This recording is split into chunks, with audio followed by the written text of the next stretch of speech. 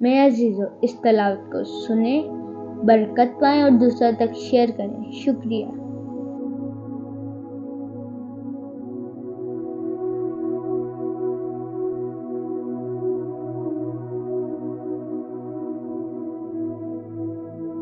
کیونکہ اس نے مجھ سے تعلق رکھا، میں اسے نجات دوں گا۔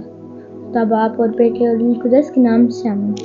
سمی ارشد کی سلامتی ہو، کلام مقدس میں سے ہم آج بری کانوے کی تلاوت پڑھیں گے۔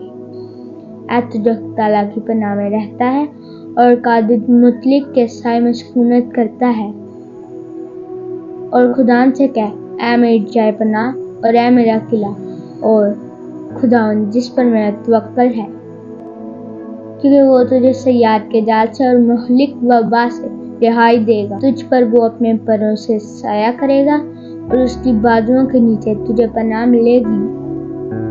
اس کی سچائی تیرے لیے سپر اور ڈھال ہے، اور نہ رات کی ہیبت سے تجھے ڈرنا پڑے گا، اور نہ دن کو اڑنے والے تیر سے، اور نہ اس وبا سے جو تاریکی میں چلتی ہے، اور نہ اس ہلاکت سے جو نیم روز کے وقت ویران کرتی ہے۔ اور تیرے آس پاس 1000 بھی گر جائیں اور 10,000 تیرے دائیں ہاتھ کی طرف، مگر وہ تیرے نزدیک نہ آئیں گے۔ پس تو اپنی آنکھوں سے یہ دیکھے گا اور شریروں کے انجام کا معائنہ کرے گا، کیونکہ خداوند تیری پناہ گاہ ہے۔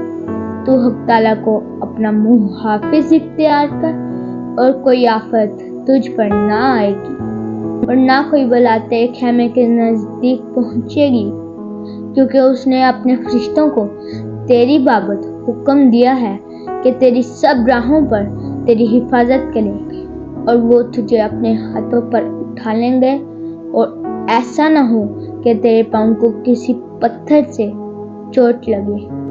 تو شیر ببر اور افی کو لتاڑے گا، اور جوان شیر اور اژدہا کو پامال کرے گا۔ کیونکہ اس نے مجھ سے تعلق رکھا، میں اسے نجات دوں گا، میں اس کی حفاظت کروں گا، اس لیے کہ اس نے میرا نام پہچانا۔ وہ مجھے پکارے گا تو میں اس کی سنوں گا، مصیبت کے وقت میں اس کے ساتھ رہوں گا اور اسے چھڑاؤں گا اور جلال بخشوں گا۔ میں اسے ایام کی دراز سے آسودہ کروں گا اور اپنی نجات اسے دکھاؤں گا۔ پاک کلام کے پڑھے اور سنے جان پر خدا ان کی خاص برکت ہو۔ آمین۔